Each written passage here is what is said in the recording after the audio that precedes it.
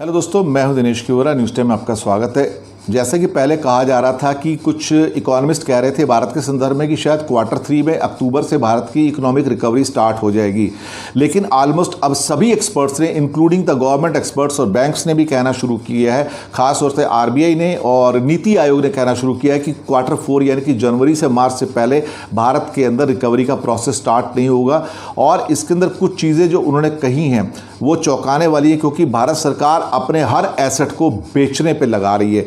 मैंने एक एपिसोड किया था अभी रिसेंटली, बेचो बेचो बेचो, हर चीज़ बेचो, देश का हर एसेट बेचो, देश का हर गहना बेचो, क्योंकि आपको डेली एक्सपेंसेस चलाने हैं। अब इन्होंने, नीति आयोग ने क्या रिकमेंड किया आप सुनिए, आप सुन के चौंक जाएंगे। नीति आयोग का भारत सरकार को ये कहना है कि बिग टिकट एसेट मोनेटाइजेशन। अब ये मोनेटाइजेशन एक अंग्रेजी का ऐसा शब्द है जो लोगों को समझ में नहीं आता है। मैं आपको बताऊं, मोनेटाइजेशन का मतलब है कि या तो बेच दो या गिरवी रख दो। इसको गिरवी रखना ज़्यादा उचित कहा जाएगा। गिरवी रख दो, मॉर्टगेज कर दो, यानी कि पैसे चुकाओगे बाद में तो वापस आ जाएगा। 30 साल के लिए बेच दो, 40 साल को बेच दो, 50 साल को बेच दो। बिग टिकट मोनेटाइजेशन का मतलब जो भी तुम्हारे पास है, सड़कें हैं, हाईवेज हैं, पोर्ट्स हैं, एयरपोर्ट्स हैं, रेलवे हैं, रेलवे स्टेशंस हैं, रेलवे कोचेस हैं, या उसके अलावा कुछ छोटी रोड्स हो सकती हैं, कुछ बिल्डिंग्स हैं, कोई ऐसे आपके पास और एसेट्स हैं, ज़मीनें हैं, बेच दो सबको, सबको गिरवी रख दो। देश चलाना है ना। अब देश को गिरवी रख रहे हो तो देश चलेगा कैसे? और then state should borrow from international agency. कहते हैं कि पैसा बिल्कुल नहीं है, तो राज्य जो हैं, क्योंकि बैंकों के पास केंद्र ने तो पैसा छोड़ा नहीं है, सारा का सारा बैंकों का पैसा, RBI का पैसा तो केंद्र सरकार लेके चली गई। अब स्टेट के पास बोरो करने का पैसा नहीं है, तो नीति आयोग स्टेट्स को बोल रहा है तुम फॉरेन कंट्री से बोरो करो। ये बात सुनने में ना एक तरह से कहा जाए तो एक इतनी ज़्यादा ऑकवर्ड लगती है कि मैं यकीन नहीं कर पा रहा हूँ कि नीति आयोग स्टेट से कह रहा है कि फॉरेन कंट्री से बोरो करो, फॉरेन फाइनेंशियल इंस्टीट्यूशन से। अजीब सी बात है, ये तो पहले कभी नहीं हुआ था, क्योंकि यहाँ जितना पैसा था बैंकों का या RBI का वो तो केंद्र सरकार लेके चली गई, राज्यों के लिए कुछ छोड़ा ही नहीं है। दूसरे कहते हैं कि redesigning of global institutions and regulation. ये रीडिज़ाइनिंग क्या होता है साहब? यानी कि आप वो करो जो हमारे फेवर में जाए। वाह साहब वाह, कमाल की बात है।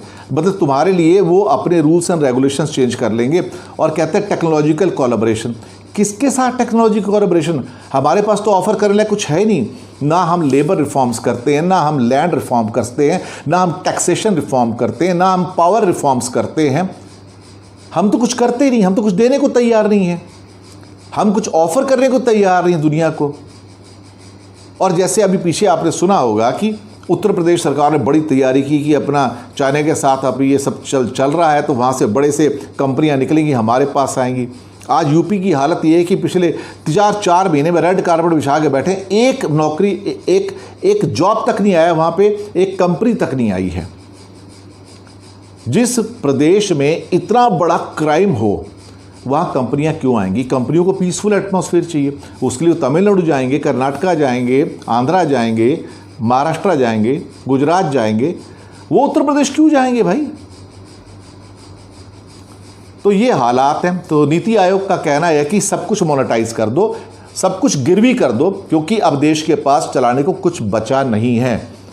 ये हमारी अर्थव्यवस्था की हालत है, यही RBI कह रही है, यही नीति आयोग कह रहा है। और फिर बात कहते हैं कि हमारी फाइनेंशियल कंडीशन स्टेबल है। वाह साहब वाह, ये तो ऐसे ही हो गया कि आपने ऊपर से कोट पहन लिया और अंदर आपकी शर्ट भी फटी हुई है, और आपके अंडर गारमेंट्स भी फटे हुए हैं, आपकी ट्राउज़र की पॉकेट भी फटी हुई हैं, सब चीज़ फटी हुई हैं, लेकिन ऊपर से कोट आपने एक साफ़ सुथरा पहन लिया तो लगता है नहीं हमारी कंडीशन ठीक है।